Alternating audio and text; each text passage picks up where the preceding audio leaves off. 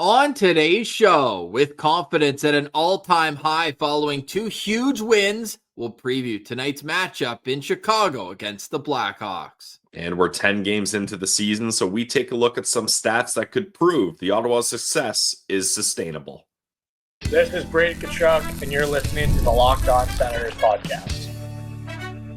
Your Locked On Senators, your daily podcast on the Ottawa Senators. Part of the Locked On Podcast Network, your team every day. Welcome! You are locked on to the Ottawa Senators. I'm Ross Levitan alongside Brandon Piller, and today's episode is brought to you by FanDuel. Download the FanDuel app now by visiting FanDuel.com and get $300 in bonus bets if your first $5 bet wins. That is at FanDuel. Today is Tuesday, October 28th, and Pilsy, what kind of odds do you think I could get that the Senators will score exactly 7 goals tonight? Yeah, I mean, you'll have to go to FanDuel to look at that, but probably pretty juicy odds. But hey, anything that happens twice can happen 3 times, right?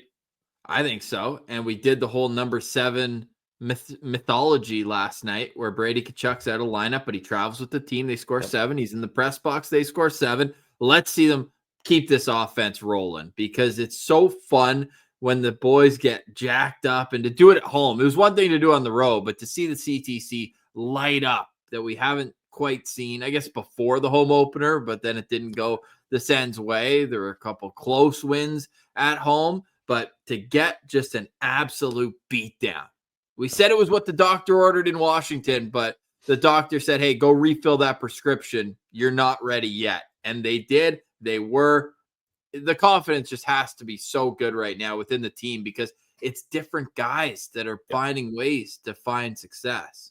Yeah, this team has their swagger back. They didn't have it since, I guess game 1, they had a bit of that because they make a big comeback and they beat the Tampa Bay Lightning, but they really faltered, and you could see that confidence wasn't quite there like it should be for a team that has this much depth and this much talent like we knew the Ottawa Senators did. But Shane Pinto, he gets an assist. Dylan Cousins keeps things rolling. Drake Batherson stays hot. Tim Stützle is shooting the puck. Jake Sanderson quietly has 3 assists. Claude Giroux, David Prong, like so many guys were a part of the reason this team had success. Fabian Zetterlund finally gets a goal and has an assist.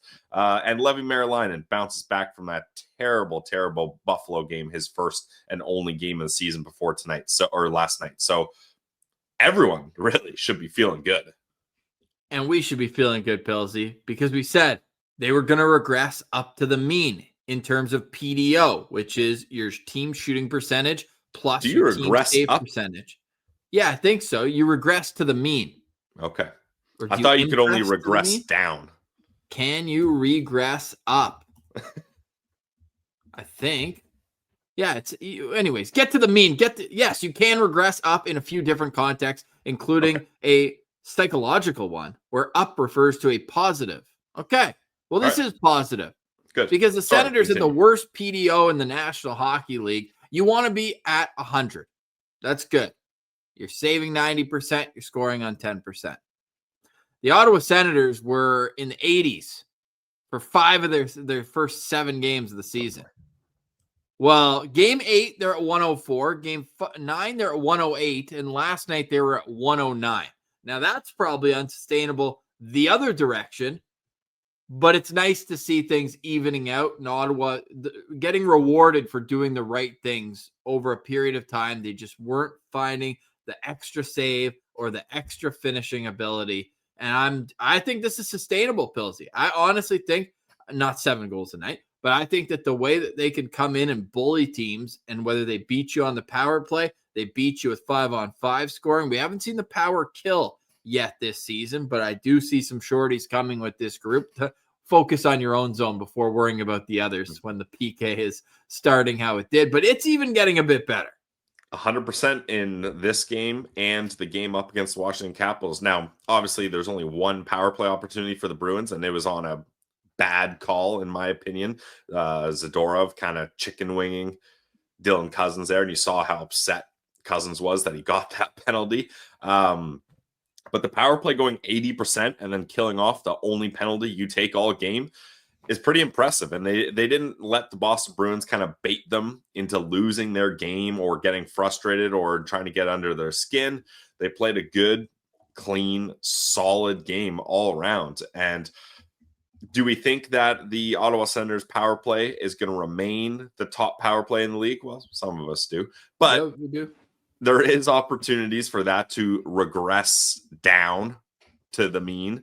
But I think when you're that good, even if there is some downward spiral, even if there is a bit of a downturn, I just still think in no way are the Ottawa Senators going to fall out of the top 10 here. And if you're top 10 in the power play and you can bring that PK slowly but surely, Ross, they are now 29th in the league instead of dead last or 31st. If you can bring that up to, honestly, as long as they're within, I'll even bring it back a little. I'll say 17 to 13th. Like, even if they're not quite in the top half, if they're right around there in that mix, I think it's going to be fine. And another thing, this team has remained and still remains the top face-off team in the league. And that is directly a correlation to their power play percentage, in my opinion, because look at that Tim Stützle goal. Clean win by Cousins over to Batherson on the wall. Batherson back to Sanderson. Sanderson fakes like he's going to go in for the wrist shot at the point, slides it over to Timmy, and Timmy grips it and rips it and blasts that thing with a wrist shot past Swayman. Like, if you can get those clean face-off wins on the power play, not only do you set up for a great opportunity, a quick one like that, but hopefully you can cycle the puck and get those PKs, penalty killers rather, on the opponent's side, tired and making rash decisions, and then you can find open space and score goals that way as well.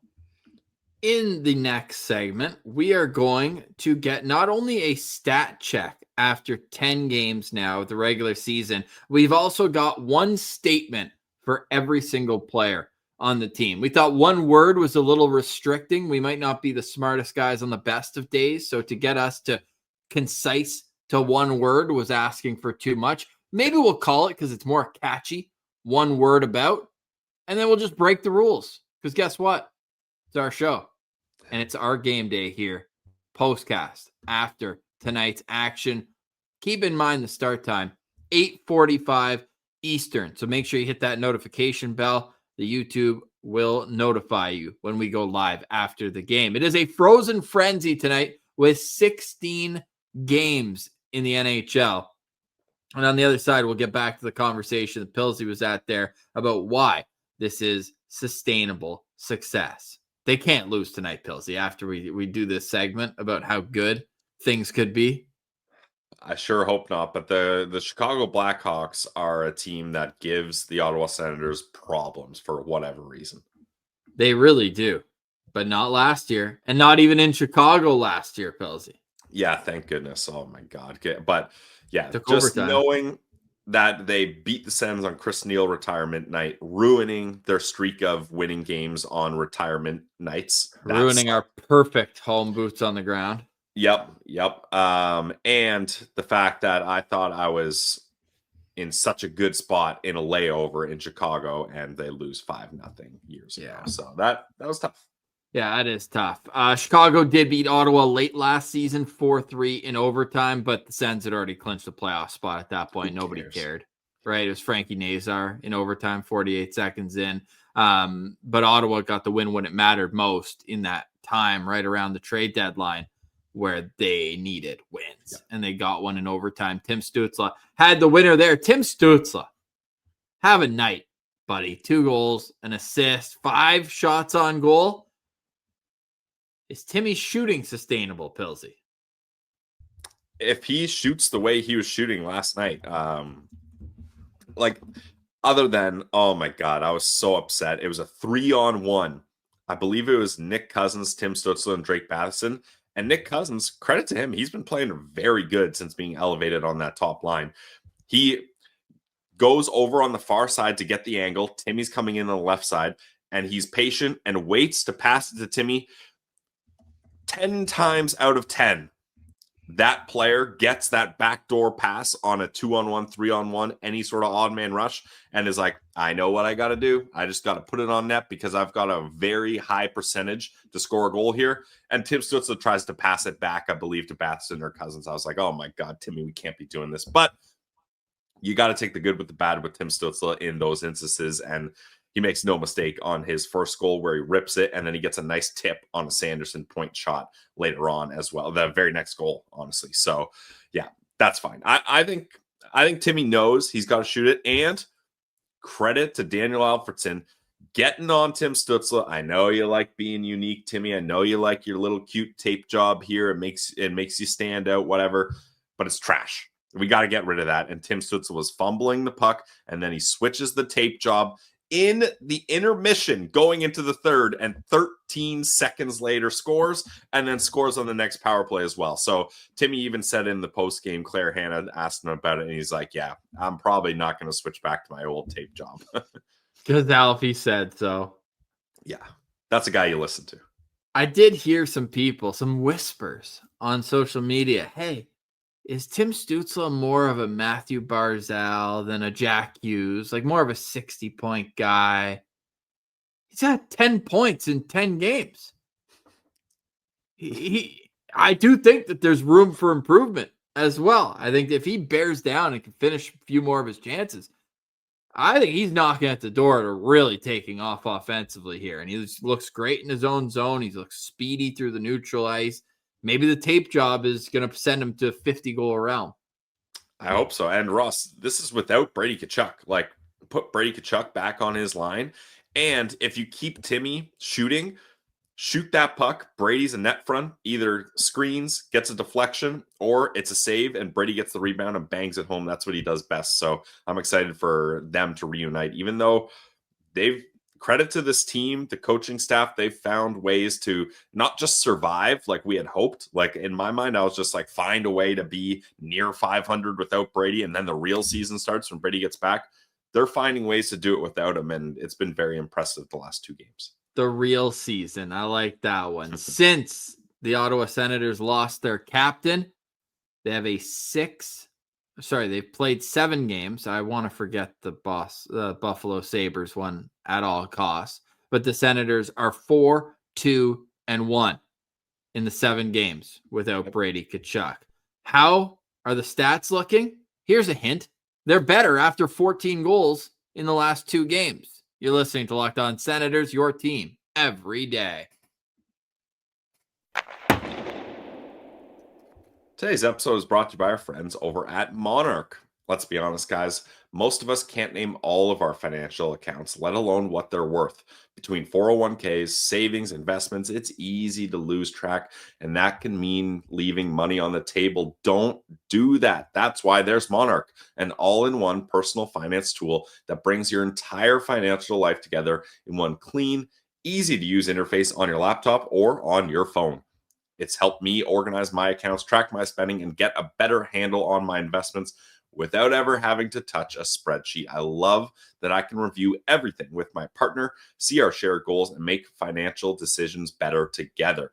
Monarch's visual dashboards and smart tools make it so much easier to understand where my money's going and how to make it work harder for me. So in this economy, don't let financial opportunities slip through the cracks. Use code LOCKEDONNHL at monarch.com for 50% off your first year. That's monarch.com, code LOCKEDONNHL for half off your first year.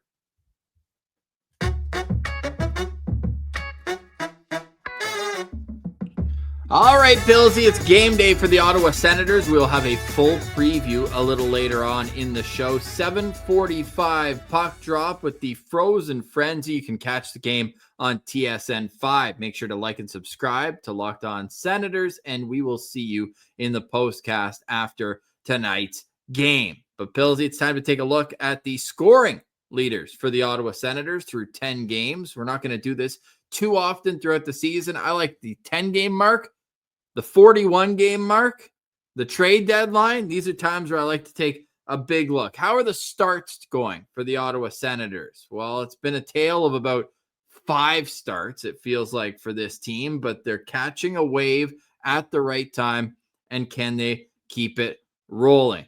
It's a good sign when you have 4 players tied for the team lead in points, though, hey, with Drake Batherson, Shane Pinto, Dylan Cousins, and Tim Stützle. Your 3 top centers all have 10 points in 10 games. Yeah, that's what you love to see.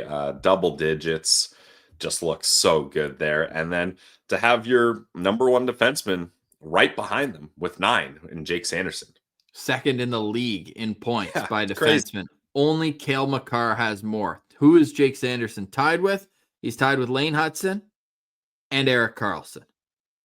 That's Decent. the company that Jake Sanderson's keeping.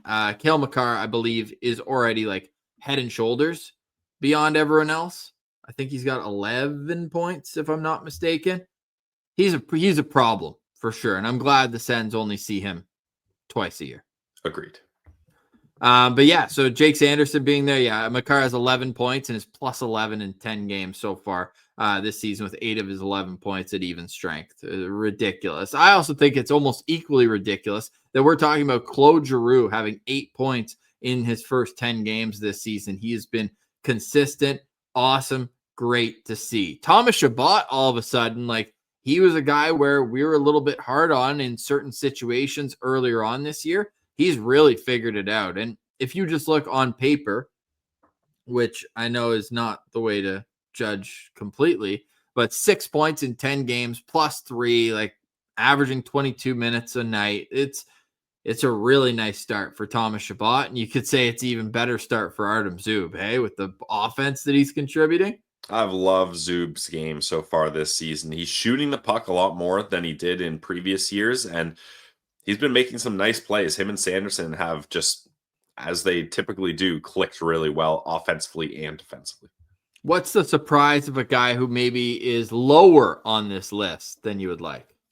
I mean, the easy answer for me is Fabian Zetterlund. I'm a Zetterlund guy. I like the way he plays, but I really thought, okay, I gave him the excuse we all did. He came in at the trade deadline. They weren't sure how to use him. It was a quick turnaround. He's on the 4th line. They never really figured it out, blah, blah, blah. He was playing good, just not bearing his chances. Okay, he's had the offseason. He's got the extension. He's acclimated with the team, training camp. Now he's on the top line. No Brady. This guy is going to explode. He only has 3 points, and 2 of them came in last night's game. So that would be easily, by far, my biggest disappointment. Yeah, and I don't think points tell the story for where I'm going with this, but I think Ridley Gregg has more to him. And 4 points in 10 games, that's fine. I'm not judging Ridley Gregg based on the total amount of points that he contributes, but I think that especially as the penalty kill starts to figure it out, he needs to be a big part of that, and I'd like to see him continue to develop his game. All right, it is time for one word to describe each Senator's first 10 games, and that one word has an asterisk. We're going to go alphabetically through this, Pillsy. I'm going to throw a name at you, and you're going to tell me how you would sum up their first 10 games, and then you'll throw me back for a few a little later on. Michael Amadio, 2 points in 10 games, moved all around the lineup. How would you describe his season so far? He's the Swiss Army knife of this team, Ross. You could put Michael Amadio on the 4th line, works. 3rd line, we know that works. He was awesome on that 3rd line checking line. 2nd line, all right, weird to see him in the top 6, but he's going to provide something that most top 6 players aren't able to do, a smart 2-way game. And the top line, he's going to make things easy for those offensive players, getting them the puck. He knows I'm not the shooter. I'm not the playmaker here. I just got to find ways to get the puck to those guys and play smart defensively so they can take offensive risks. And he does that. Like, I know he's not this wow guy and maybe doesn't necessarily move the needle one way far or another, whether it's why the team wins or loses games, but he's just a steady, solid guy that provides what he's asked of in any role. Drake Batherson. This guy's heating up. It took a little time. He missed preseason with that injury. He missed training, a bunch of training camp. He got hurt in practice. So now that he's found his scoring touch, and I think it's important to note, Ross, that since splitting him up with Dylan Cousins, he's been a lot better, which is ironic because those were 2 guys that we said, hey, those 2, lock them together as pairs on this team because they have great chemistry. Sometimes you got to split them up, and that's worked well for Drake Batherson. It's worked fantastic. I can't believe how 10 points looks different for him. Obviously, he missed 3 games during the regular season, so he's well over a point per game. Love what he brings on the power play as well. Thomas Chabot, Pilsy. I'll go with good and bad. We just talked about how Thomas Chabot has been good this year, and we've been impressed with his play. But there has been some blunders, like his overtime performance up against the Edmonton Oilers was not great. But you're going to get that with a guy like Thomas Chabot, and I don't want that to overshadow or put a dark cloud over the season he's had so far. So I like Thomas Chabot's game for the most part. Nick Cousins. I'm going to go with not poor Cuz, not rich Cuz, but middle class Cuz, because he's finding a way to provide himself as a useful player. And he's not just that grinder, get under your skin type guy that should be anchored on the fourth line. Nick Cousins is playing on the top line for the Ottawa Senators. And since being moved up there, he has scored a goal in every single game since. 2 goals in 2 games since being moved up there. One of them, an absolutely filthy breakaway, fake shot, backhand, top shelf goal. So I like it. He's middle class Cuz for me.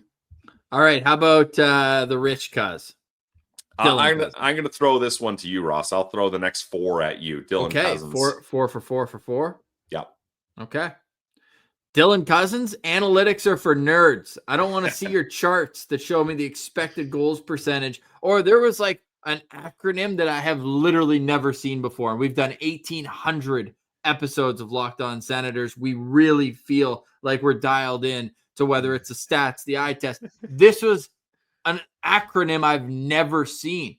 It was like slits per 60. I was like, what are we coming to terms with this? Yeah, and Sabres fans trying to laugh at Sens fans being like, they're trying to say Cousins is good because of his goals. Excuse me, if goals and points aren't good stats, you have lost the plot of what hockey is about. And yeah, and I love Sabres fans showing heat charts and line graphs and being like, enough said, or like no explanation needed. It's like, what are these? I like goals, points, wins. So I'm very happy with Dylan Cousins. And if Sabres fans want to be salty because he left and his play declined because he was playing in a hockey wasteland that sucks the soul and passion and happiness out of hockey players, just ask Ryan O'Reilly. They can be salty. I mean, 14 years going on 15 without making the playoffs. That'll do something to you. Amazing. Yeah, I don't blame them at all. Yeah, but it is amazing to see the charts that are coming my way. Crazy. Next, Lars Eller. I didn't know I could fall in love so quickly. This guy is everything you'd want in a fourth line center. Great leadership, great face-off ability. He's good on the PK. Do I love him on the second power play unit? No, but in a pinch, you have an injury, you need a guy. He has that experience, and he's not going to look out of place. He's been awesome, and he's had 2 highlight reel moments. Like, I'm going to call last night a highlight reel moment, winning that battle behind the net and finding the open man out front. Probably a routine play during his prime, but I like that out of my third oldest player on the team. So Lars Eller, I love you, buddy. One word about Lars Eller. Ross used about, 40 or 50 there. Buddy, well, how many words did you use to describe Drake Batherson? You said he was heating up 17 different ways, maybe 19 for his number. Yeah, exactly. Okay. Yeah, one word. Okay, throw me another one. One word. Yeah, we got to rapid fire these. Claude Giroux. Ageless. Love it. Ridley Gregg. I'd like to see a little bit more. But I have high expectations for him because I believe in this skill set and I believe in the way that he can impact the game. And it feels like he's been a little bit more around the periphery this season than I would like. Okay, you flip it to me for the next 4. Okay, Nick Jensen. I'm going to go with recovering because he's looked better the last couple of games, and his skating or lack thereof hasn't been an issue that's caused problems for the Sens.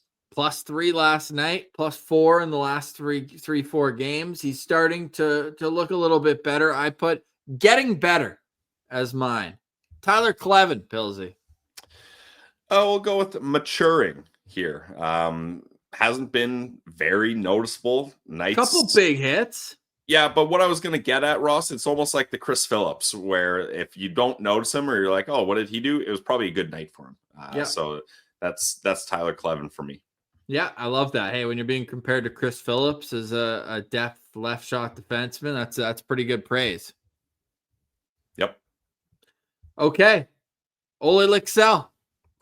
I'm going to go with vengeance, because his only moment was scoring a game-winning goal up against the team that decided not to re-sign him. And since then, stapled to the press box. Yes. Interesting is what I'll say on that. But hey, I love the game-winning goal. Curtis McDermott.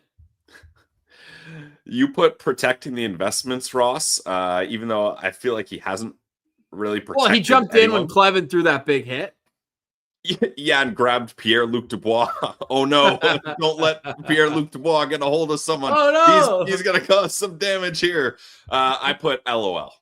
Fair. Yeah. I mean, we have had some fun at his expense on the postcast. Hey, I've never seen you laugh harder.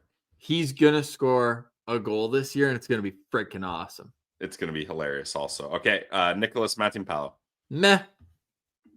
He's been fine. He's been meh. I put reliable. He does what he needs to do. I'd rather see Jordan Spence. Okay. Levy Merlainen.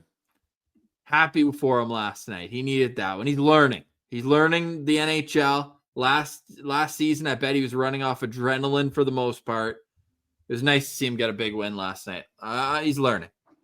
David Perron. David Perron. Mon ami David. He's steady on the wheel. He's a very even keel player. He's got the Stanley Cup ring in his back pocket. And I think he's utilized that here. He's got 6 points in his last 6 games, which coincides with the Senators playing better hockey. So David Perron, important part of the team. Shane Pinto, first team all vibes guy. Are you kidding me? This guy, is he still tied for the league lead in goals? I guess there were only 2 games last night. So yeah, Shane Pinto is a stud. And I almost feel like I'm the dummy for only saying he's going to get 70 points this year. He might get 70 goals. I hope so. I put cha-ching. Yes, cha-ching. Cha-ching. Is it you or me up? Me. Jake Sanderson. I put steady, but then you convinced me to go with yours, Ross, which is wow. Just quietly, he's been able to be second in the league in points by a defenseman. So, wow. Yeah, that is wow. Because some nights you're just like, hey, we even mentioned maybe off air the last couple of games. We're just like, hey, Shabby might be playing better than Jake Sanderson. But we'll get to the rest of the list in a moment because we're late for a break. You're listening to Locked On Senators, your team every day. Today's episode is brought to you by our friends over at FanDuel. The NFL, NHL season are here and the World Series, and FanDuel is making sure you're ready for every kickoff, puck drop, and first pitch with a can't-miss offer. Right now, new customers can bet just $5, and if your bet wins, you'll get $300 in bonus bets to use across the app.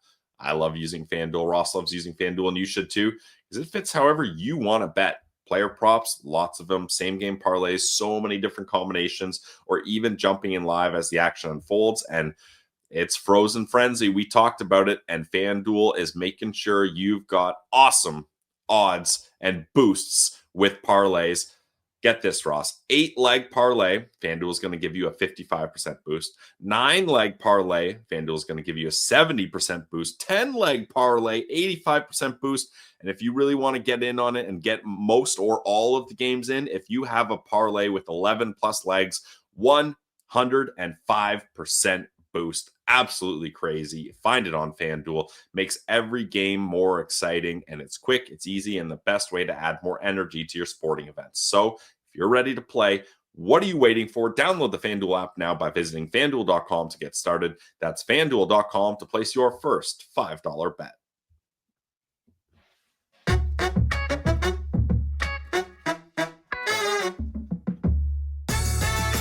All right, Philzy, game day preview coming up in a moment, but we've been running through this. One word, so we didn't think it would take so long, but turns out one word is not a thing on our show. Yeah, Jake Sanderson for me is wow. It's just impressive what he does each and every night, being the leader on the back end at such a young age and being among the league leaders in points. Pilsy, that brings us to another young defenseman, Jordan Spence.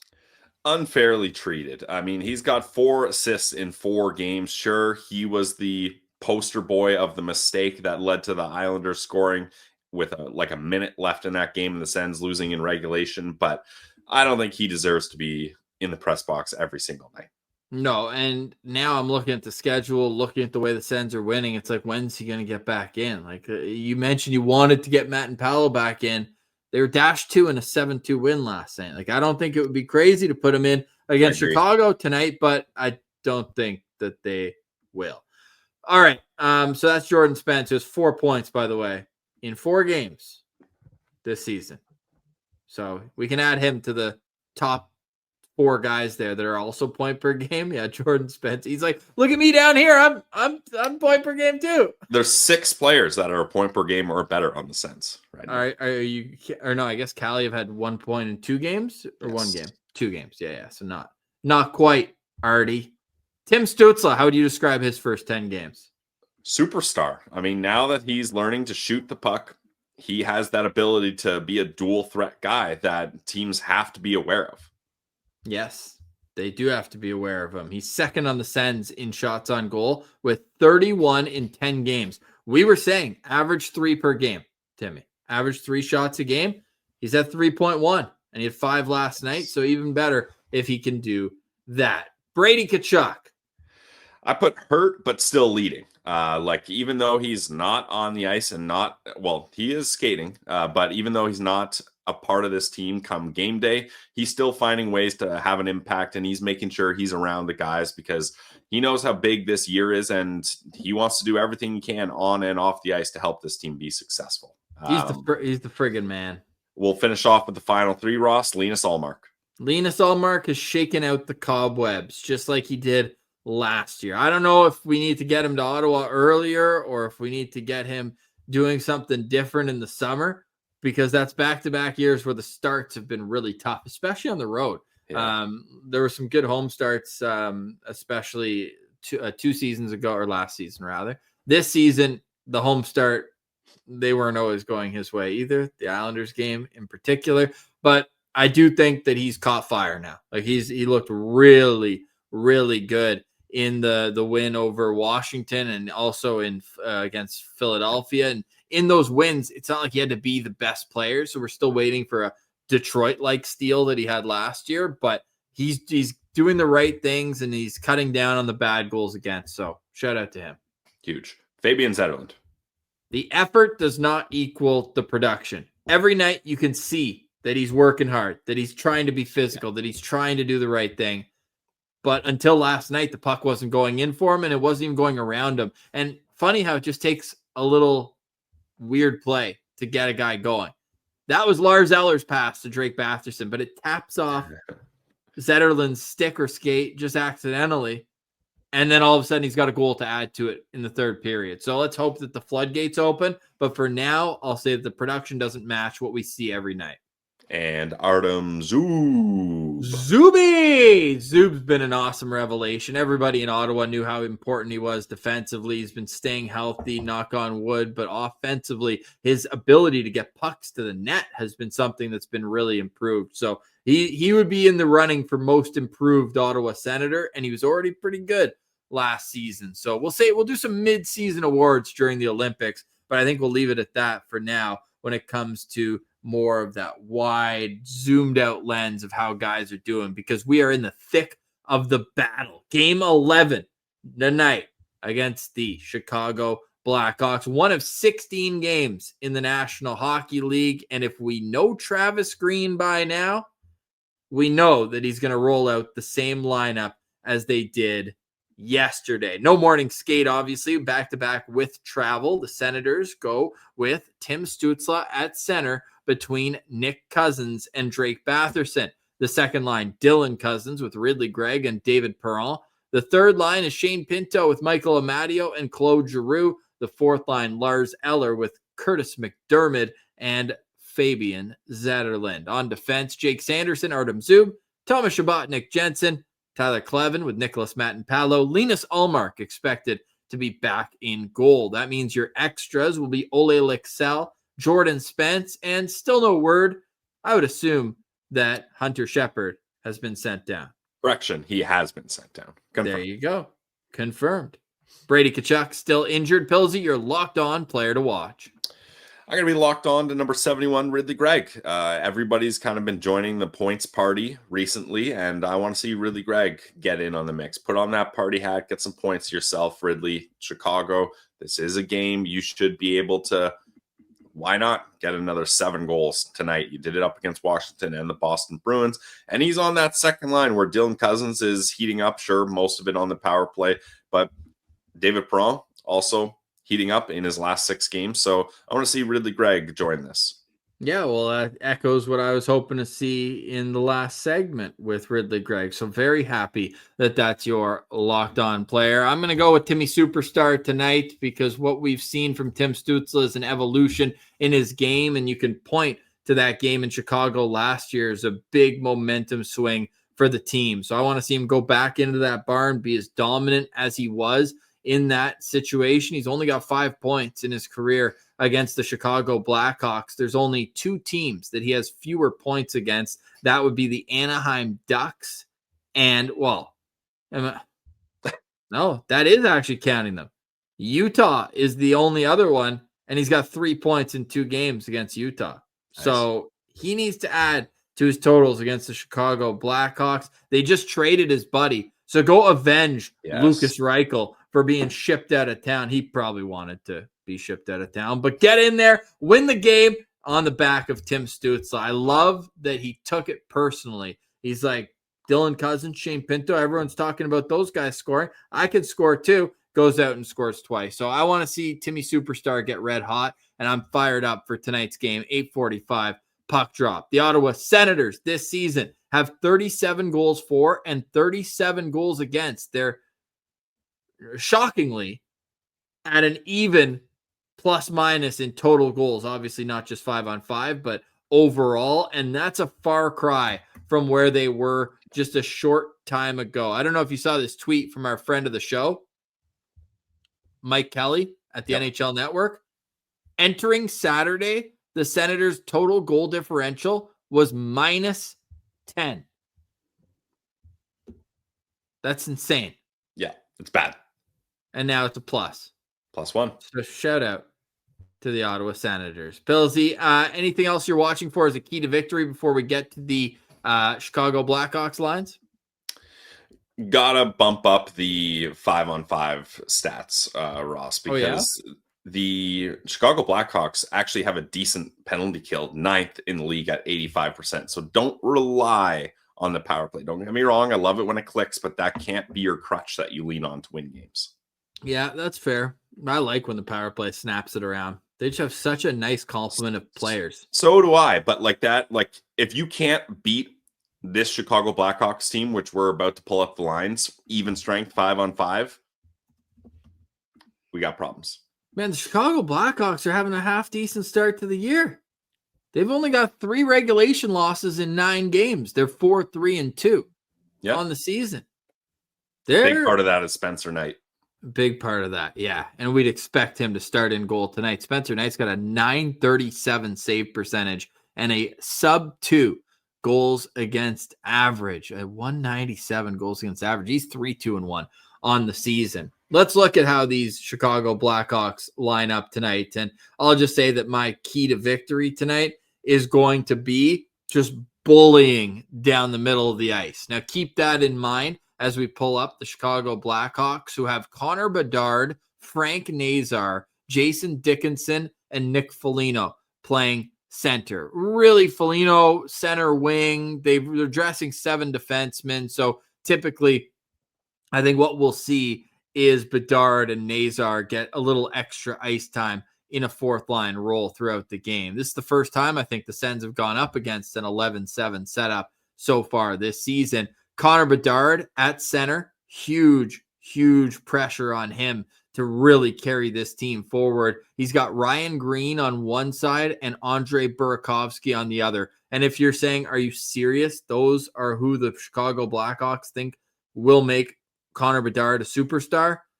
Yeah, my guess is as good as yours. Frank Nazar centering the second line with Teuvo Teravainen and Ryan Donato. The third line, Jason Dickinson with Landon Slaggert and Colton, don't call me Kirby Doc. Fourth line, Nick Foligno with Sam Lafferty. And then on defense, it's Alex Vlasic with Sam Rinzel, Matt Grzelcyk?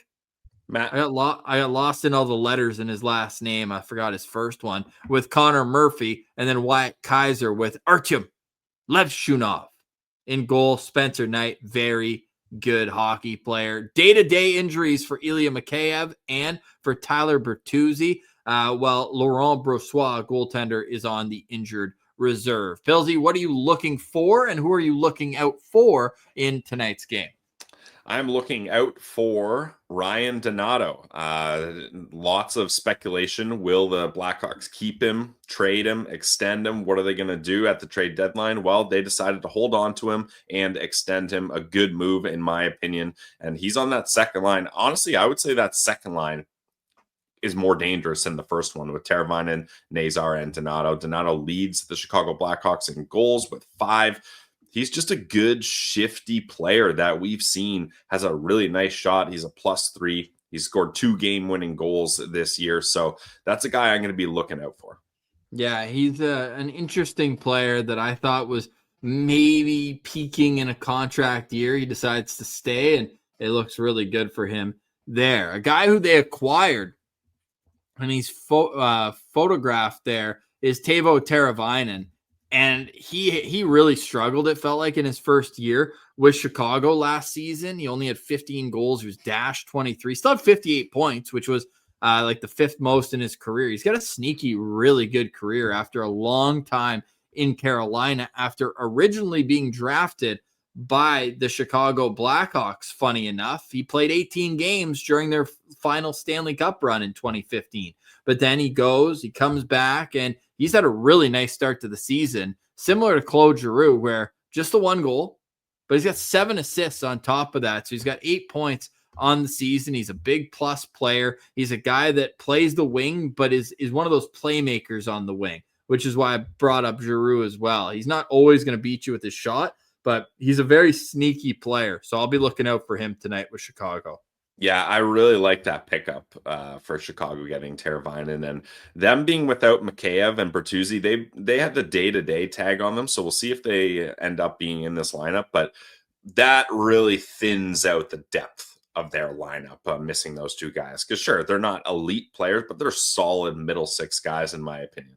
But that said, like, I do really like Frank Nazar and Connor Bedard. Like, Frank Nazar's got 9 points in 9 games. Bedard's got 8. He's feeling it. And the next 2 are our 2 lookout players. But those 2 in particular, I mean, your first and your second line center are 20 and 22 years old, respectively. Like, they've got a lot of time and a lot of room to grow. But, Pilsy, you know what comes with that? Inexperience. The Sens should dominate the face-off dot tonight. Dominate. I'm talking this should be 75-25 type domination. You've got the best face-off team in the league at 59.6, taking on Chicago's got to be down there, 23rd at 48. Like, this should be a complete beatdown in the dot.